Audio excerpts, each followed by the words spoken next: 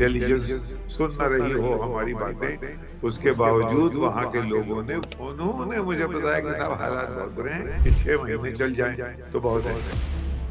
Iran ने क्या कर दिया है जो कि इसको खत्म करने पे तुली हुई है? बस ईरान वाहिद मुल्क है जो कि कहता है कि पैलेस्टाइन जो है वहां पैलेस्टीनियंस को रहना चाहिए। मानने को तैयार नहीं कि इस वक्त इसराइल बैकफुट पे है और अमेरिका बैकफुट पे है। नमस्कार। हमारे साथ ईरान और अमेरिका के बीच जो कुछ विवाद चल रहा है, जिस तरह का टेंशन चल रहा है, ट्रंप की लगातार धमकियां आ रही हैं, इसी मुद्दे पर बात करने के लिए इस वक्त मेरे साथ जाने माने वरिष्ठ पत्रकार सईद नकवी साहब जुड़ रहे हैं, जो कि ईरान मामलों के जानकार हैं। वेस्ट एशिया पर इनकी बहुत अच्छी पकड़ हिंदुस्तान में मानी जाती है। धन्यवाद सईद नकवी साहब, बात करने के लिए टाइम्स नाउ नव भारत से।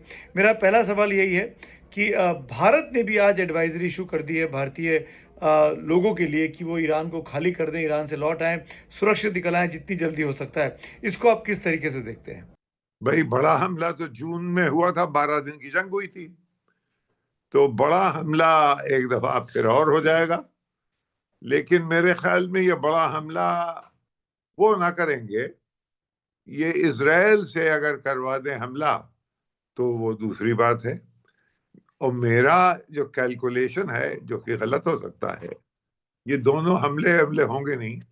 ये बिल्डअप किया जा रहा है ताकि जो स्ट्रीट पे एजिटेशन हो रहे हैं उनको थोड़ी सी हिम्मत उनकी और बढ़ती रहे और वो डेमोन्स्ट्रेशन बढ़ते रहे। मेरा अंदाजा ये है, क्योंकि उसी में ज्यादा फायदा है। दूसरा सवाल मेरा आपसे ये है कि वहाँ पर तेहरान में ईरान की सरकार ने एक प्रोटेस्टर को सरेआम फांसी देने का फरमान सुना दिया एक अदालत ने, और उस पर देशद्रोह की बातें हैं कि वो वर्तमान सरकार के खिलाफ, खamenei के खिलाफ प्रोटेस्ट कर रहा था, तो सरेआम फांसी दी जाने की बात है।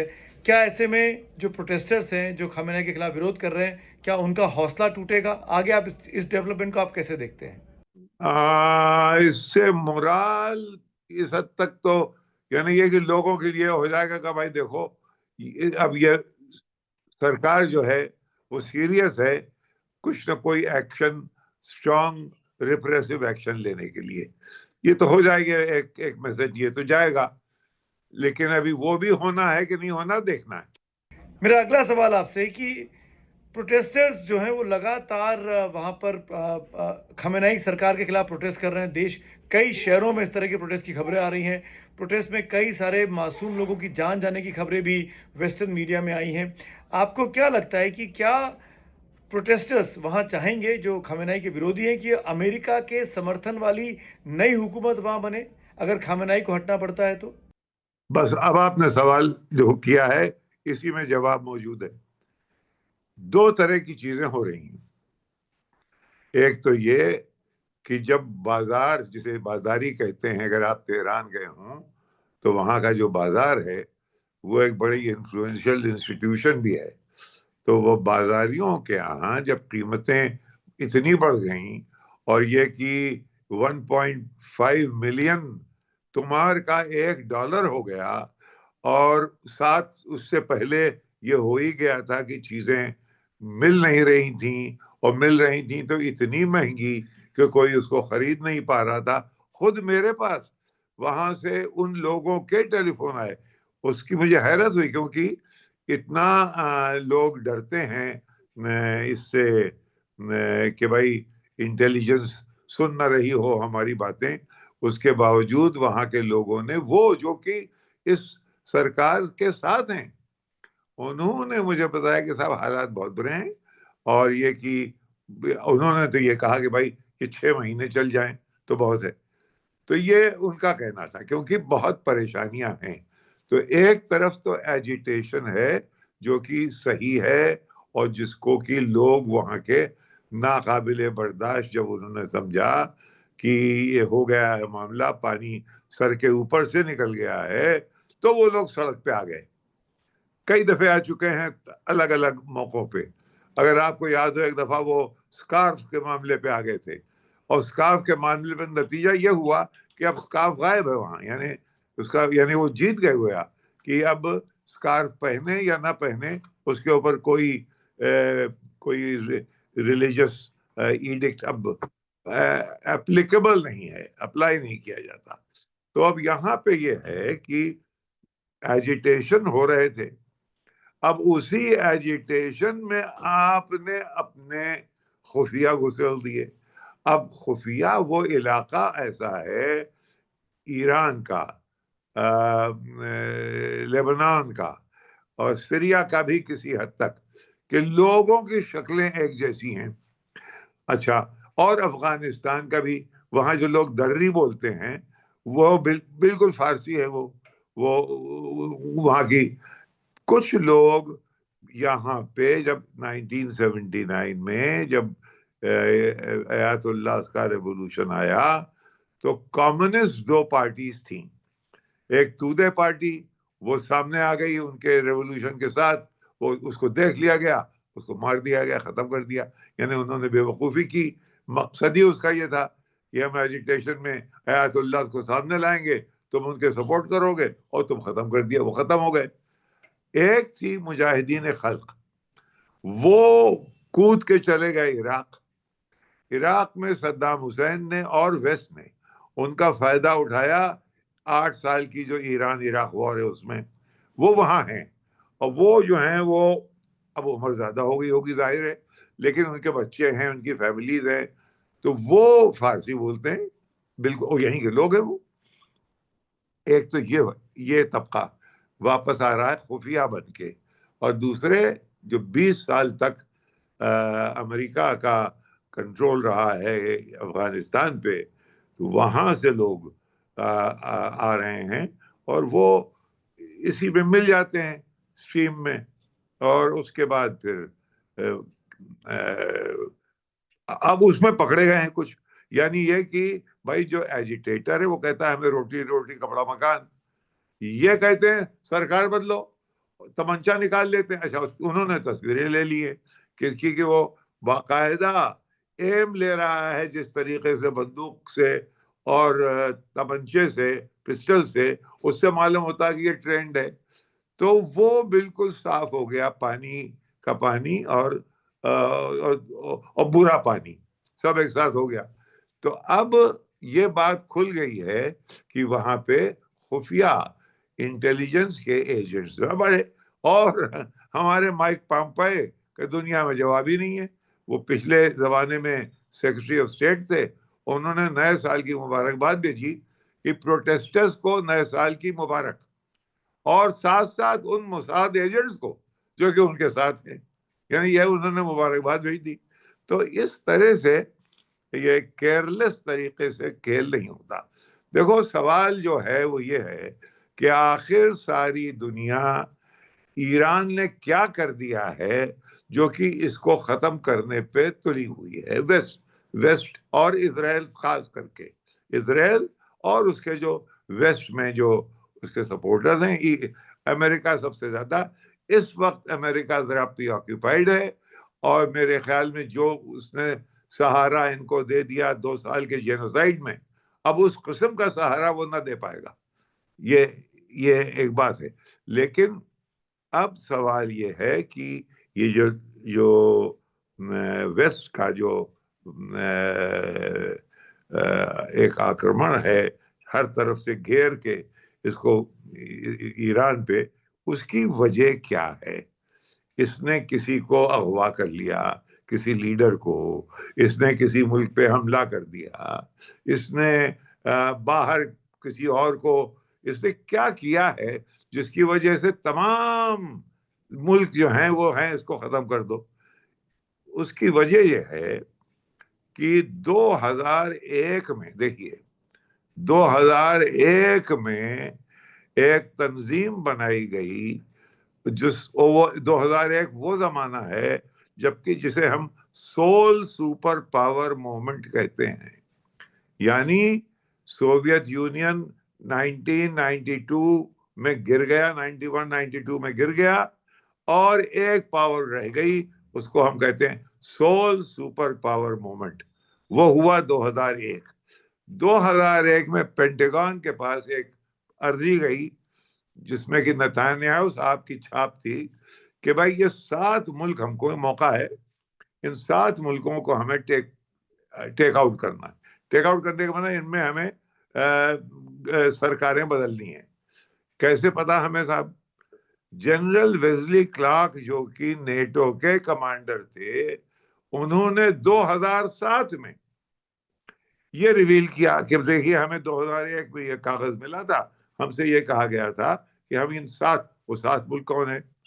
7 ملک ہیں: Iraq, Syria, Lebanon, Libya, Somalia, Sudan اور ایران. تو سوڈان وہ عراق ہو گیا، سیریا بھی ہو گیا، لیبیا بھی ہو گیا، سوڈان میں ابھی جاری ہے، لیبنان میں ابھی جاری ہے. 3 میں نتیجے نکل ہے: ایک عراق اور صدام حسین کو ہٹا دیا گیا، سیریا ابھی 13 سال کی سول وار کے بعد وہاں سے ہٹے ہیں بشار الاسد، اور وہاں جس طرح سے غدافی کو مارا گیا، لوگوں نے اسکرین پہ دیکھا کہ اس کو چھری نائف سے سوڈومائز کر کے مارا گیا لیبیا میں. اب بچا ہے ایران. یہ ایران میں کیوں؟ اس لیے کہ ایران واحد ملک ہے جو کہ کہتا ہے کہ پیلسٹائن جو ہے وہاں پیلسٹینینز کو رہنا چاہیے. یہ پوزیشن وہ اپنی نہیں بدلتا، اس پہ کوئی کمپرومائز نہیں کرتا. لہذا یہ جو نتانیاہو اسرائیل کی منشا یہ ہے کہ اس کو کسی طرح سے ختم کرو. میرا چوتھا سوال آپ سے ہے، ایران کی قوم پڑھی لکھی قوم مانی جاتی ہے، قریب 90% کا لٹریسی ریٹ ہے. کیا وہ چاہے گی قوم کی اس کے اوپر واپس راجشاہی مونارکی آئے؟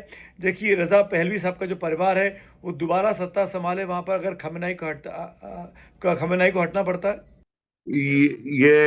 یہ دیکھیے، یہ 2 چیزوں یاد رکھیے کہ ویسٹ ایشیا کے معاملے میں خاص کر کے، اور جہاں اسرائیل انوالو ہو وہاں زیادہ تر 2 پیرلل چیزیں چلتی ہیں. ایک ہوتا ہے نیریٹو جو کہ وہی بناتے ہیں، یعنی جو میڈیا لے کے چلتا ہے نیریٹو، اور ایک ہوتا ہے فیکٹ آن دا گراؤنڈ. اب ایک نیریٹو یہ بنایا گیا ہے کہ یہ صاحب جو ہیں لوگ اتسک ہیں کہ یہ آ جائیں. یا آپ نے یہ دیکھا ہوگا کہ نیپال میں بھی جب کچھ سمجھ بھی نہیں آتا تو راجا کی چھوی دکھائی دیتی ہے. آپ نے دیکھا ہوگا کمبوڈیا میں سیاہنوک کی چھوی دکھائی دیتی تھی. تو یہ ڈیسپریشن میں ہے. میرے نظر میں یہ بات، اس میں کوئی صداقت نہیں ہے، اس میں کوئی سچ نہیں ہے کہ وہ بادشاہ پہلوی کے بیٹے جو ہیں وہ اس کے لیے لوگ تڑپ رہے ہیں کہ وہ آ جائے اور ہم پر راج کرے. ایسا نہیں ہے. اس لیے یہ پروپیگنڈا ہے. اس کو ہمت سے پروپیگنڈا مان لیجئے، اور اس دھوس میں نہ آئیے کہ ویسٹرن میڈیا کچھ کہہ رہا ہے. ویسٹرن میڈیا بے پناہ جھوٹ بولتا ہے، اور خاص کر ان معاملات پہ. یہ ایک آخری مدعا اور چھونا چاہوں گا میں آپ سے نقوی جی، کہ کیا مادروں کی طرح خامنہئی کو بھی ایران سے، تہران سے اٹھانے کی کوشش میں امریکن فورسز کریں گی، جیسے وینیزویلا کے راشٹرپتی کو سرعام ان کے محل سے اٹھا کے لے آئے؟ کیا خامنہئی کے ساتھ بھی یہ برتاؤ کرنے کی ہمت امریکن فورسز کریں گی؟ کرنے کی کوشش کی گئی. دیکھیے، ایک کام میں اسرائیل اور اسرائیلی انٹیلیجنس دنیا میں سب سے آگے ہے. ڈیکیپیٹیشن، اساسینیشن، یعنی جس طرح سے قاسم سلیمانی کو انہوں نے بغداد ایئرپورٹ کے باہر ڈرون سے مار دیا، وہ ہم لوگوں نے تو دیکھا. جس طرح سے حسن نصر اللہ کو مار دیا اپنے گھر میں سدر لیبنان میں. تو اس میں وہ اسپیشلائز کرتے ہیں. اچھا، میں نے آپ سے بتا دیا کہ شکلیں ایک جیسی ہیں، بولیاں ایک جیسی بول لیتے ہیں. لہذا انٹیلیجنس کو مینول پینیٹریشن آسانی سے ہو جاتا ہے، اور لوگ جا کے یہ بتا دیتے ہیں دیکھو اس بلڈنگ کے اس کمرے میں وہ بیٹھا ہوا ہے. تو یہ کسی حد تک انہوں نے کوشش کی آیت اللہ خامنہئی کے ساتھ بھی، لیکن وہ لوگ وہ بھی ذرا ہوشیار ہو گئے ہیں. اب آپ دیکھ لیجئے کہ ابھی جب یہ سیرین سول وار شروع ہوئی ہے، اس میں مشکل یہی تھی کہ آپ अंदर जो कुछ हो रहा है उसकी तस्वीर बाहर नहीं जा सकती थी। फौरन एक मशीन ईजाद हुई, मैंने देखा, मैं वहां मौजूद था, इतनी बड़ी वो तैयार हुई वाई स्ट्रीट न्यूयॉर्क में, और वहां से छोटी सी वो अंदर पहुंचा दी गई, और आपने तस्वीर ली और उससे फौरन आप डायरेक्ट अपने नेटवर्क से आपने लिंक कर दिया। तो ये लोग समझ गए, उसका काउंटर इफेक्ट भी हो गया। अब इसको यहां से तस्वीरें भेज नहीं पा रहे हैं, यानी अब दोनों तरफ तैयारियां हैं, यहां से तस्वीरें आ नहीं रही हैं। अगर आ नहीं रही हैं तो हमको कैसे मालूम क्या हो रहा है, ये है। और ये सब मेरे ख्याल और घबराए हुए इसलिए हैं कि यहाँ असल में कोई मानने को तैयार है नहीं, मानने को तैयार नहीं कि इस वक्त इजराइल बैकफुट पे है और अमेरिका बैकफुट पे।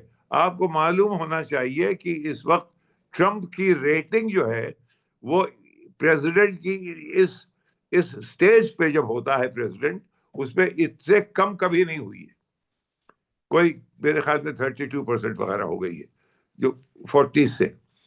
तो इधर यहाँ नेतन्याहू साहब की जो मुसीबत है, एक तो इस पे फोकस इसलिए रखना जरूरी है ईरान के ऊपर क्योंकि इजराइल के अंदर एक चीज है कतार गेट, वो चल रही है, फिर इनके ऊपर मुकदमे चल रहे हैं, फिर ये अभी तक ये नहीं तय हुआ कि हमास के असलहे कहाँ हैं। भाई तुमने तो कहा था कि तुम 2 दिन में खत्म कर दोगे, वो असला अभी तक नहीं तय हुआ कि उनके असलहे कौन लेगा, कैसे लेगा।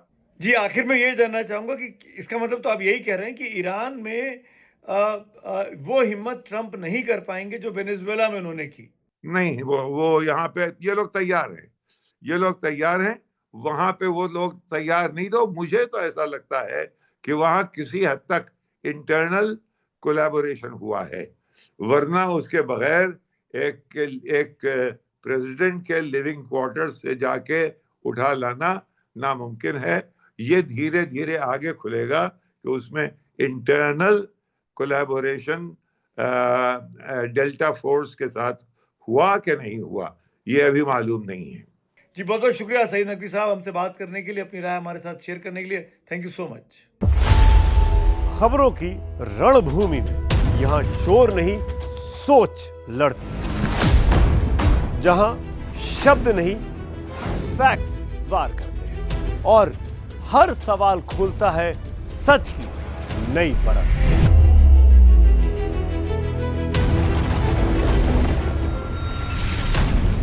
चक्रव्यूह आपके अपने सुमित अवस्थी के साथ सोमवार से शुक्रवार शाम 6:57 पर टाइम्स नाउ नव भारत पर।